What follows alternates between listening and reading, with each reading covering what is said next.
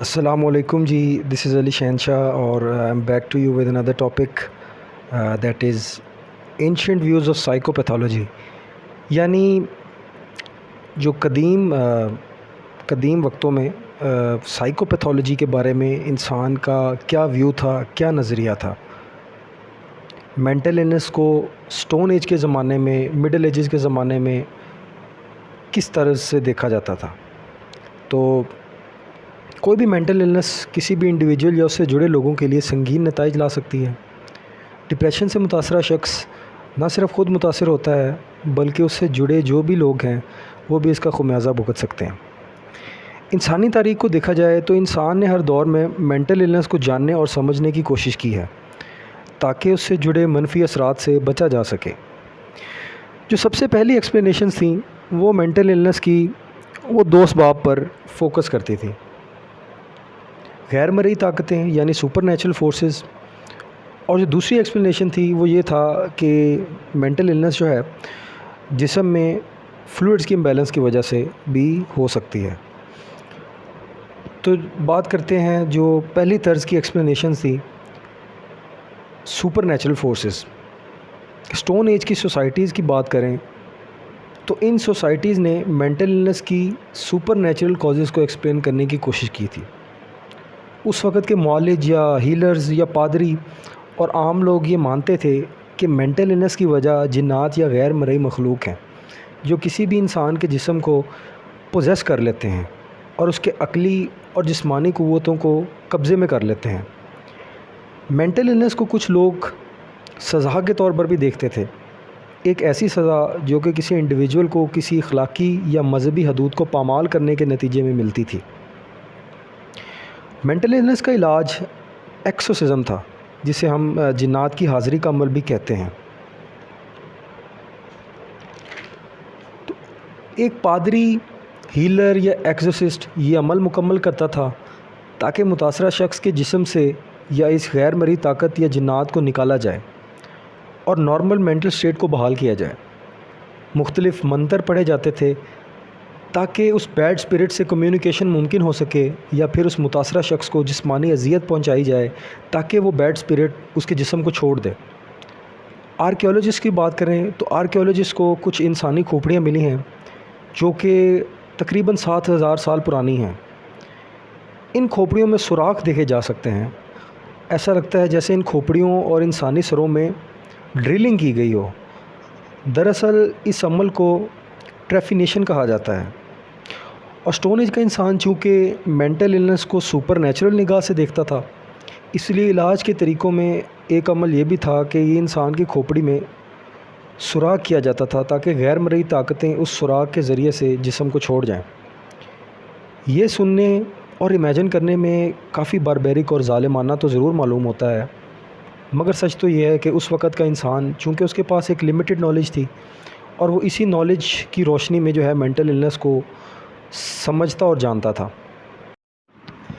Ancient China کی بات کریں تو 7ویں صدی قبل از مسیح میں چین میں جو ہیلرز تھے وہ سائیکولوجیکل ڈس آرڈرز کو روحانی اور جسمانی امبیلنسز کی نظر سے دیکھتے تھے. یہ نظریہ آج بھی کچھ چائنیز لوگ رکھتے ہیں.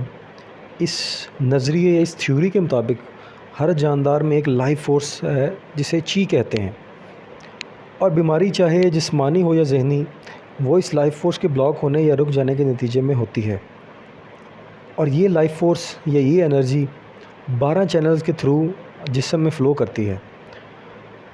یہ نظریہ مینٹل النس کی قدیم اور پہلی بایولوجیکل ایکسپلینیشنز میں شمار کیا جاتا ہے، اور آج بھی سائیکولوجیکل ڈس آرڈرز کے علاج کے جو چینی طریقے ہیں اس میں چی یا اس لائف فورس کو ریسٹور کیا جاتا ہے. اس لائف فورس کو ریسٹور کرنے کے 2 طریقے ہیں، جس میں ایک تو ایکیوپنکچر ہے جس میں جسم کے مختلف حصوں میں نیڈلز کو انجیکٹ کیا جاتا ہے، یا پھر جو دوسرا طریقہ ہے وہ ہربل میڈیسنز کے ذریعے سے مینٹل ڈس آرڈرز کو ٹریٹ کیا جاتا ہے. اینشنٹ گریکس اور رومنز کی بات کریں تو چائنیز کی طرح گریکس بھی مینٹل النس کو فزیکل النس کی ہی ایک قسم مانتے تھے. ان کی تھیوری کے مطابق جسم کے 4 فلوئڈز کی امبیلنس کی وجہ سے کوئی بھی انسان مینٹل النس کا شکار ہو سکتا ہے. یہ 4 ہیومرز یا 4 فلوئڈز کیا ہیں؟ بلیک بائل، بلڈ، یلو بائل یا لیم. اور یہ 4 ہیومرز یا 4 فلوئڈز کسی نہ کسی ایلیمنٹ سے ایسوسیٹڈ ہیں. فار ایگزامپل بلیک بائل جو ہے وہ ارتھ سے ایسوسیٹڈ ہے، بلڈ جو ہے وہ ایئر سے ایسوسیٹڈ ہے، اور یلو بائل فائر سے جڑا ہوا ہے، اور لیم جو ہے وہ واٹر سے. گریکس یہ مانتے تھے کہ انسانوں میں جو کریکٹر ڈیفرنس ہے وہ ان 4 ہیومرز کا ڈیفرنٹ بیلنس ہے. یعنی یہ کریکٹر ڈیفرنس جو ہے یہ 4 ہیومرز کا کسی بھی انسان میں ڈیفرنٹ بیلنس میں موجود ہونے کی وجہ سے ہوتا ہے، اور ان ہیومرز کے امبیلنس کی وجہ سے ذہنی امراض پیدا ہو سکتی ہیں. مینٹل النس میں سب سے زیادہ جو پرومیننٹ بیماری ہے وہ ہے مینیا. وہ جسم میں ایکسس بلڈ یا یلو بائل کی وجہ سے ہوتی ہے. مینیا میں انسان غصے اور بے چینی پر قابو نہیں پاتا.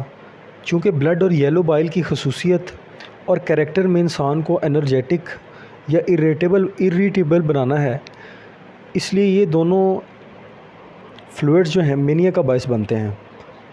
اور میلنکولی یعنی اداسی کا باعث انسان میں بلیک بائل کی ایکسس کو مانا جاتا ہے، because black bile is associated with gloominess and sadness. اسی طرح لیم کی بات کریں تو اگر لیم کا جسم میں اس کی تعداد زیادہ بڑھ جائے، مقدار بڑھ جائے، تو انسان کو انڈیفرنٹ یا ایپیتھیٹک بنا دیتا ہے. یعنی انسان سطحی طور پر بالکل جذبات سے خالی نظر آتا ہے.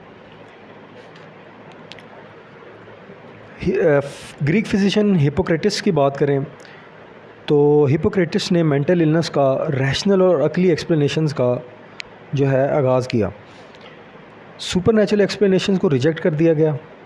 ہپوکریٹس نے لوگوں کو یہ باور کرایا کہ دماغ انسان کی مینٹل ایکٹیویٹی کو کنٹرول کرتا ہے، اور اگر برین میں یا دماغ میں خرابیاں پیدا ہو جائیں تو ذہنی امراض جنم لے سکتی ہیں. لیکن بہرحال ان سب کے باوجود گریکس کے پاس علاج کے یا ٹریٹمنٹ کے کوئی ایڈوانس آپشنز تو دستیاب نہیں تھے.